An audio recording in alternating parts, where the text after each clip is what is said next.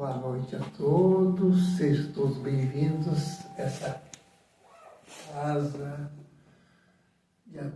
de estudos, de amor, de caridade. E cada um de nós que saiu de casa num dia que ficou um pouquinho mais frio, que o nosso tempo não fica parelho mais, né? E a gente tem que olhar bem para as coisas que a gente faz, o porquê que o nosso tempo não está assim, o que a gente pode melhorar nas nossas ações, para melhorar o nosso tempo, o nosso clima, a nossa vida. Que muitas coisas que acontecem, às vezes, é culpa nossa. Se cada um pensar lá no fundo, na hora de repartir o lixo, de não fazer qualquer foguinho no canto da casa, tudo isso vai aquecendo o nosso mundo. E aos poucos não fica mais tão gostoso como era. E os culpados somos nós. Que cada um de nós pense, deve ter alguma coisinha que eu posso melhorar, que eu possa fazer no meu dia a dia melhor. Que Jesus, que Deus, que os bons espíritos vão estar nos ajudando a nos melhorar. Convido a todos a fazer aquele minuto de agradecimento a Deus, a Jesus, aos nossos anjos da guarda. Obrigado pela semana, pelo ano, pela nossa vida, pelas coisas boas que nós temos e aquelas que nós queremos, nos ajude a melhorar e merecer essa melhora. Que cada um que esteja com nós sinta o nosso amor, o nosso carinho, e que cada dia nós consigamos ficar melhor. Que hoje eu seja bem melhor do que ontem. Que assim seja. Adora a Deus, tenha bondade. Sermão da Montanha. As virtudes do Sermão da Montanha. Boa noite, então, mais uma vez, queridos amigos. Que Jesus possa nos envolver nessa noite, nos trazer a paz. As virtudes do Sermão da Montanha.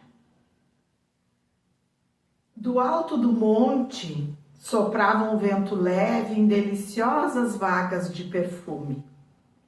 As brisas da Galileia se haviam impregnado da virtude poderosa e indestrutível daquelas palavras, e, obedecendo a uma determinação superior, iam espalhar-se entre todos os aflitos da terra. Jesus subiu no monte naquele dia para falar de fé, de amor, de caridade e de Deus. Ali Jesus haveria de entoar a mais bela página moral já ouvida no nosso planeta. E, no entanto, desde os ouvidos judeus que o escutaram naquela época até os dias de hoje, as palavras de Jesus ainda chegam como uma bomba de desafio. Jesus propõe mansidão num mundo de atribulação, Ele nos pede paz no meio das nossas guerras.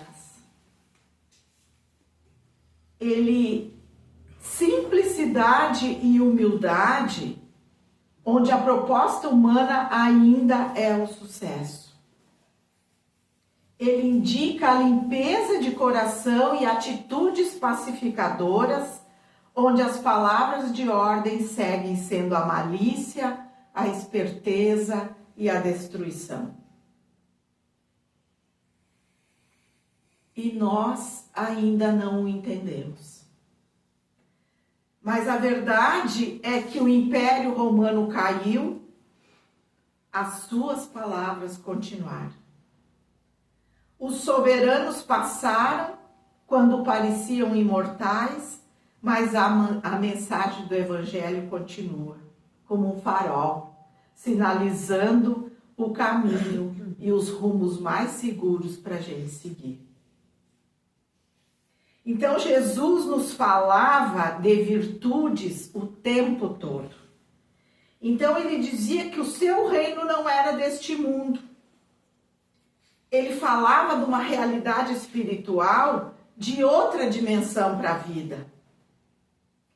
Ele acenava para a imortalidade da alma, mas ele também falava de um mundo, de um comportamento comum, do mundo do seu reino, onde importam as virtudes que ele ensinou. E onde as pessoas começam a se diferenciar pelas atitudes e pelos sentimentos.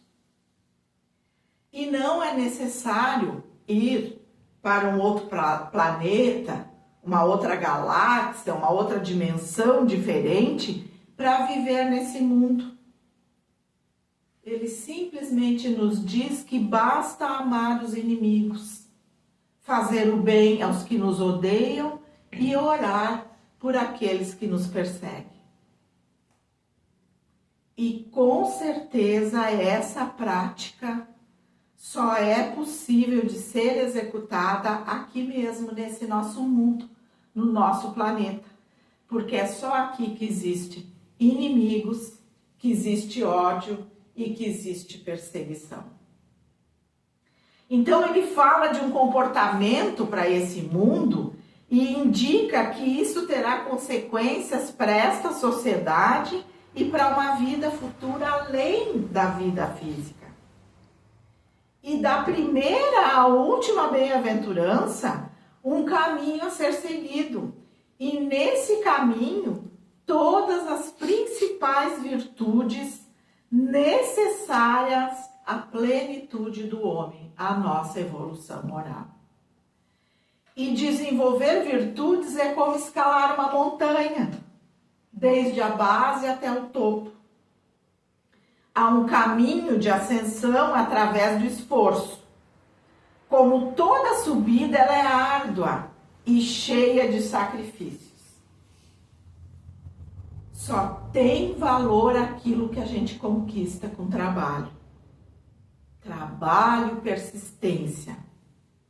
E de outra forma, nada permanece. É muito difícil se conseguir as coisas. E qual é a beleza disso? Olhar para cima e ver que há conquistas. E à medida que se sobe, vai se olhando para baixo e vendo o que já se avançou, o que já se alcançou. Então, humildade, resignação, mansuetude, justiça, misericórdia, pureza de coração e paz são algumas das virtudes que nós devemos cultivar para a nossa completa sintonia com as leis divinas, no exercício do amor e na prática do bem que devemos ter com o nosso semelhante. Nas 8 bem-aventuranças, encontramos resumidos 8 passos dessa caminhada evolutiva. 8 passos para a subida da montanha. Jesus nos indicou um caminho. Kardec Com essa doutrina consoladora, deu-nos o mapa, mas a escalada e a subida é nossa, só nossa. E Jesus começa assim: bem-aventurados os pobres de espírito, porque deles é o reino dos céus. Quando Jesus fala em pobre de espírito, não é sobre o ponto de vista material. O pobre de espírito não é aquele que se deprecia, que é covarde, que esconde o seu talento. Não. Pobre de espírito são todos aqueles que têm a modéstia em afirmar que ainda não sabem tudo, que reconhecem as suas fraquezas e estão sempre buscando o seu aperfeiçoamento. Pobre de espírito é todo aquele que reconhece a sua pequenez diante da grandeza de Deus. Ele é humilde, não tem orgulho, não se envaidece pelo que sabe e nunca exibe o que tem. Aí está a humildade, a primeira virtude. Todos nós devemos buscar combater o nosso orgulho e a nossa vaidade. Não devemos querer ser o centro das atenções, ser o destaque em tudo, mas sim trabalhar pela coletividade. Buscar o conhecimento e a riqueza interior, deixando de lado as aparências exteriores. Jesus coloca a humildade como sendo uma das virtudes que nos aproximam de Deus, enquanto que o orgulho nos afasta dele. Então a vida, meus irmãos, é uma escola. E só se cresce nela quando nós conseguimos combater o nosso orgulho e o substituímos fazendo ao próximo tudo aquilo que nós desejamos para nós. Bem-aventurados os aflitos ou os que choram, porque eles serão consolados. A doutrina espírita nos ensina que todas as dores pelo qual passamos são justas. E se nós não acreditamos nisso, nós podemos cair no erro de jogar a culpa no outro ou em Deus. Então, quando Jesus nos declarou bem-aventurados os aflitos, ele não estava exaltando as aflições e nem pedindo que ficássemos felizes pelas atribulações, pelas aflições que a gente está passando. Mas sim, ele estava exaltando aquelas pessoas que sabem sofrer sem revolta, sem lamentação e sem culpar os outros pelos seus males. Então, tudo que nos acontece tem um motivo. E muitas vezes, na maioria das vezes, a gente não consegue, a gente não acha explicação. Então, o ensinamento nessa bem-aventurança aponta para a virtude que devemos desenvolver, que é a resignação. E essa virtude, ela só nasce no sofrimento. Por meio da resignação, o sofrimento é construtor de felicidade. E isso se passa em incontáveis situações da vida, desde a perda física de alguém querido ou de uma doença incurável na família. É a vida nos convidando à resignação. Então, acontecimentos que não podem ser evitados e tantas outras situações irremediáveis precisam ser aceitas com o passar do tempo. E quem não sabe fazer isso, sofrerá muito mais. A resignação é a virtude que nos faz aceitar aquilo que não pode ser mudado. Mas só nós devemos ter o grande cuidado de não confundir resignação com acomodação. Porque se eu estou passando por dificuldades financeiras e não me movimento, não saio para trabalhar, isso aí não é resignação, isso é acomodação. Se eu estou doente e não vou procurar tratamento, não vou procurar um médico, isso não é resignação. Isso é acomodação. Então, nós temos que estar bem atentos. Nós precisamos fazer a nossa parte e confiar em Deus. Trabalhar, se movimentar para mudar a nossa situação. Bem-aventurados os mansos, porque eles herdarão a terra.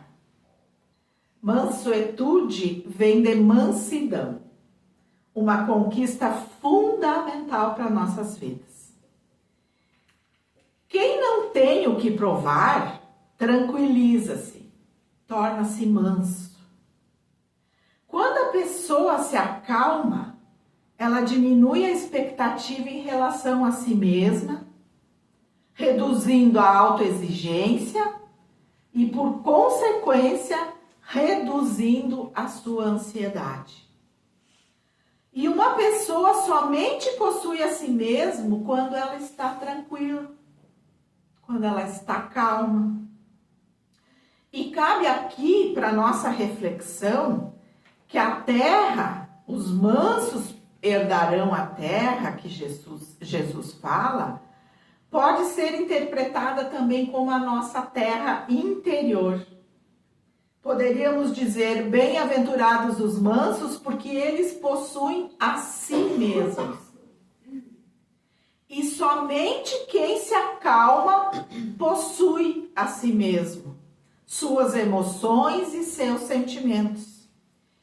Enquanto a ansiedade, a aflição, enquanto a ira, a descontrole.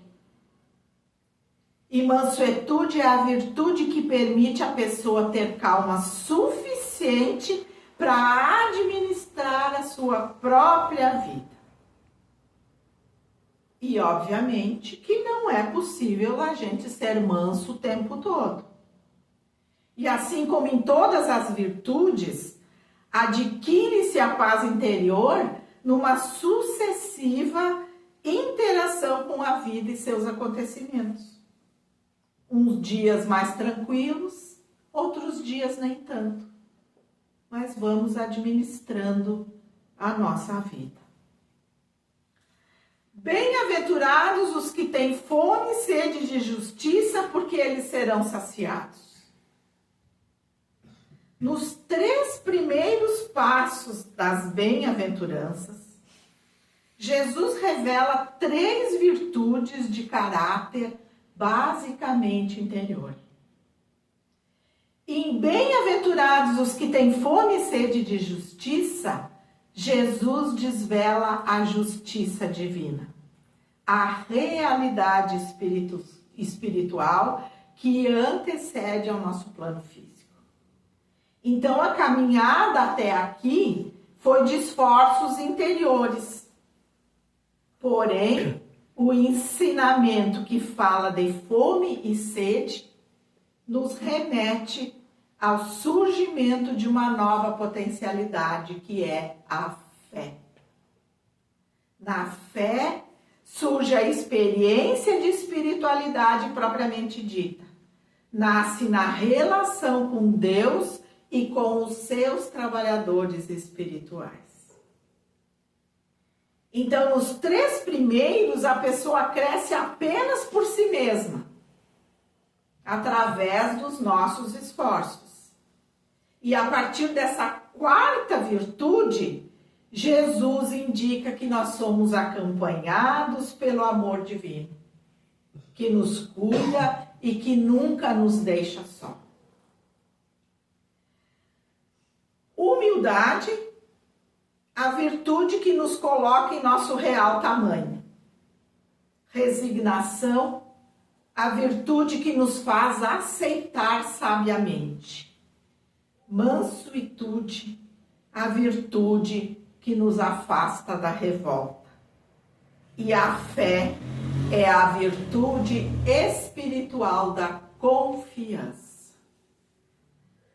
Quando nós nos lembramos de Deus em momentos difíceis, abre-se uma cortina espiritual em nosso campo vibratório. E os benfeitores espirituais superiores conseguem ter acesso, se achegarem até nós. Aí é a importância da prece na nossa vida. E quando nós buscamos essa ligação, essa sintonia com o espiritual, quando realmente nós reconhecemos que nós precisamos de Deus, que não é só a matéria que importa, Jesus vem e nos diz: serão saciados, serão socorridos, vocês nunca estarão sós. Bem-aventurados os misericordiosos, porque eles receberão misericórdia. Aqui, nessa bem-aventurança, a virtude é o perdão. A misericórdia consiste no esquecimento e no perdão das ofensas. O ódio e o rancor denotam alma sem elevação, sem grandeza. O esquecimento das ofensas é próprio da alma elevada. A alma rancorosa é sempre ansiosa, de sombria sensibilidade cheia de fel. E a alma misericordiosa, ela é calma, ela é mansidão e ela é caridade. Jesus nos pede que perdoemos não 7 vezes, mas 70 vezes 7 vezes. E todos nós sabemos que perdoar não é fácil. Mas a gente precisa se esforçar, e se esforçar muito. E aqui cabe bem salientar que perdoar não é esquecer. Porque se nós esquecermos, nós caímos ou corremos o risco de sofrer de novo. Perdoar é, antes de tudo, superar o ressentimento. A falta de perdão não está na memória, e sim no sentimento da mágoa que permanece no nosso coração. Então, trata-se da gente extinguir a mágoa que ainda faz nos lembrar do fato. E é um processo que acontece primeiro no coração e depois na mente. Então, nós somente perdoamos quando nós lembramos do fato e aquilo não nos incomoda mais, não dói mais. Então, a gente lembra do fato, mas aquilo não dói. Aí nós conseguimos perdoar. E um alerta muito importante da espiritualidade é que nós devemos resolver as nossas desavenças aqui e agora, enquanto temos oportunidade. Porque a maioria dos casos de obsessão acontecem por falta de perdão. São aqueles nossos irmãos que não perdoaram ou que não receberam o perdão, que se achegam a gente, na maioria das vezes, para se vingar, e ficam perturbando, e aí acontece N coisas na nossa vida e a gente não sabe o porquê. Então a gente precisa resolver enquanto nós estamos tendo essa oportunidade, aqui e agora. Bem-aventurados os puros de coração, porque eles verão a Deus. Aqui Jesus compara a pureza de coração à criança. A espontaneidade que caracteriza a criança é ferramenta essencial para nós entrarmos no reino de Deus. Os valores do mundo, as convenções culturais, a malícia, vão fazendo com que essa sinceridade ingênua da criança nos sufoque aos poucos. Então, quando Jesus exalta a pureza de coração, ele está ensinando a virtude necessária para vivermos confiantes. A criança, ela confia no adulto, o adulto que a protege. E assim, nós devemos confiar em Deus, nosso Pai. Por quê? Porque Ele só quer o nosso bem. Então Jesus diz que só chegaremos a Ele se estivermos desarmados da prepotência, da malícia e da descrença que aprendemos na vida adulta. Quando nós limpamos um armário, a gente vai tirando tudo aquilo que não nos serve mais, que não tem mais utilidade, que está velho, que é desnecessário. Assim também é espiritualmente. Quando estamos carregados de sentimentos mesquinhos e fúteis, nós ocupamos todo o espaço da nossa mente e nada mais cabe dentro de nós. Então Jesus toma a criança como símbolo do ser saudável espiritualmente e mentalmente, porque a criança não acumula.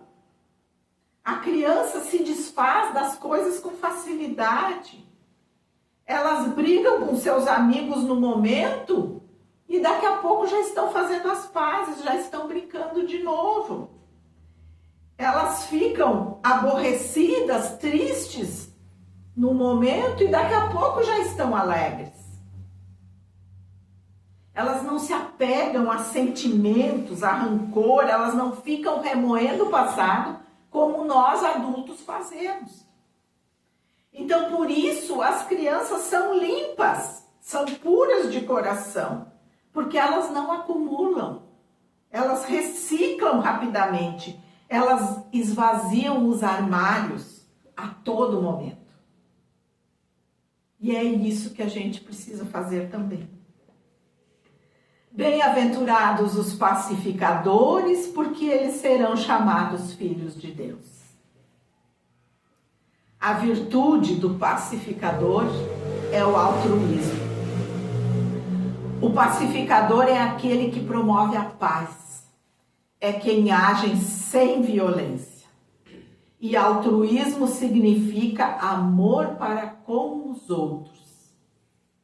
Em oposição ao egoísmo, que significa estar voltado para si mesmo, o altruísmo volta-se para o outro, saindo do universo pessoal e indo para o alheio.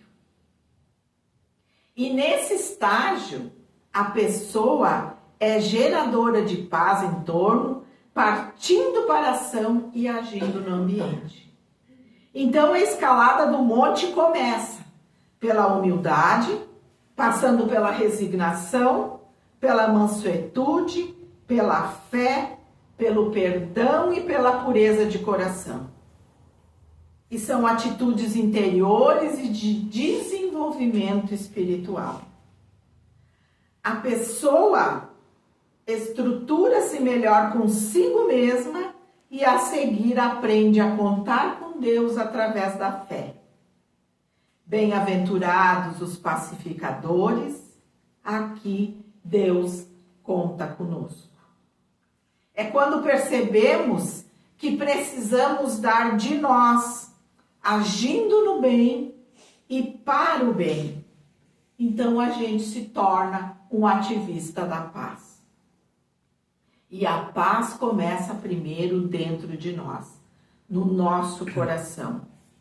A virtude que anima o altruísmo é o amor, e este é de natureza divina.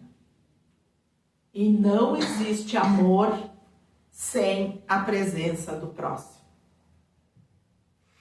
E na máxima, amarás o teu próximo como a ti mesmo, Jesus apresenta a mais desafiadora proposta do comportamento humano, a de não vivermos apenas em função de nós mesmos. Ele propõe que a nossa vida tenha um maior sentido nos envolvendo com os outros, com o nosso próximo. Bem-aventurados os perseguidos por causa da justiça, porque deles é o reino dos céus. A virtude aqui é a caridade. É ela a virtude suprema que reúne em si as qualidades de todas as outras virtudes. Por isso que a caridade está no topo da montanha. E Kardec também elege a caridade como a máxima moral da doutrina espírita. Fora da caridade não há salvação. Por quê? Porque a caridade é o amor em ação. O indivíduo, aquela pessoa madura espiritualmente, ela já não se contenta mais com o seu trabalho, o seu desenvolvimento interior. Mas ela necessita compartilhar com o outro. Ela necessita ajudar o outro. E ela só se completa quando ela consegue se mover e pôr em prática esse sentimento. Quando ela vai em busca de ajudar o seu próximo. Quem faz o bem é alvo, muitas vezes, de perseguições nesse nosso mundo de provas e expiações. Mas quem não faz nada, não chama atenção, passa despercebido pela existência. E o resultado dessa acomodação é a paralisia evolutiva na escalada do progresso espiritual. Então a beleza do ensinamento de Jesus ainda se amplia quando diz que ao fazermos o bem para os pequeninos, é a Ele que nós o fazemos. Ele está dizendo que a nossa ação chega diretamente à sua presença. Ele está lá. E mesmo que o mundo não fique sabendo das nossas atitudes, Ele sabe. Ele está vendo. E Ele nos deixa o recado de que Ele está sempre disponível para nós, desde que nós consigamos fazer a nossa parte. E para a gente encerrar essa reflexão das bem-aventuranças, das virtudes das bem-aventuranças, Jesus ainda nos diz que nós somos o sal da terra e a luz do mundo. O homem é o sal, mas o que lhe garante o sabor é o exercício da sua espiritualidade, que se traduz nas diretrizes do Evangelho de Jesus. Uma pessoa, ela pode ser bonita, atraente, inteligente, mas se ela não tiver virtudes, ela é insossa. Uma casa, ela pode ser ampla, moderna, confortável, mas se lá não tiver o Evangelho, a presença de Jesus, ela se torna uma casa fria e uma casa vazia.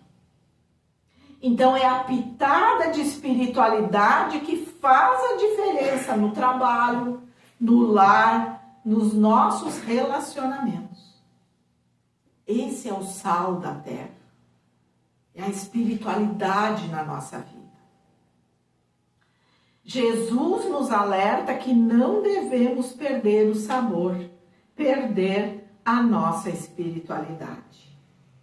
E ainda ele nos diz que somos a luz do mundo. Brilhe a vossa luz diante dos homens, para que vejam as vossas boas obras e glorifiquem a vosso Pai que está nos céus. A luz que Jesus recomenda é a das boas obras e é a prática do bem. Que brilhe, então, a luz que cada um de nós traz dentro de si. Que cada um tenha o bem em seu coração. Que possa colocar para fora, expressar esse bem com os outros, na nossa casa, no nosso trabalho, na nossa vida toda. E quem tomou o caminho da montanha, o caminho de Jesus, escolheu também a possibilidade de ver lá de cima. Do alto da montanha se pode ver toda a paisagem, todo o percurso. Da montanha falou-nos Jesus, e de lá ele nos espera. Para lá devemos nos dirigir. Cedo ou tarde, decifraremos o código do monte em nossas vidas. Afinal, Deus nos dá permanentes possibilidades de recomeçar todos os dias. Todos os dias, quando acordamos, é um novo recomeço. Que possamos, meus irmãos, aproveitar essa escalada da montanha da melhor forma possível. Muita paz. Muito obrigada. Essa reflexão, meus irmãos, eu tirei desse livro, O Código do Monte, de Sérgio Luiz da Silva Lopes. É muito interessante a leitura desse livro. Vamos fazer a nossa oração.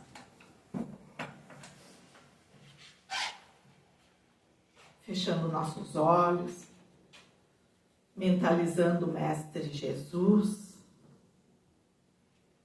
Queremos te agradecer neste momento, querido Mestre, e a espiritualidade amiga, por todas as bênçãos recebidas. Que possa Jesus, a espiritualidade amiga, tocar aos nossos corações, para que possamos, Jesus, ser uma fonte de alegria, de felicidade, de amor e de paz para nossos irmãos. E muito obrigada, Jesus, pela oportunidade. E nesse momento, te pedimos que possa a espiritualidade amiga, os nossos anjos guardiões, derramar sobre cada um de nós bênçãos renovadoras, bênçãos de saúde, de energia positiva, de pensamentos positivos, revigorando o nosso corpo físico e o nosso corpo espiritual. Que possamos sair daqui, Jesus, levando essa paz e repartirmos a todos os nossos queridos nas nossas casas e por todos aqueles que cruzarem o nosso caminho. Nos envolva, Jesus, hoje e sempre, na tua luz, na tua paz e no teu amor. Muito obrigada e fica conosco, hoje e sempre. Que assim seja. Muito obrigada mais uma vez.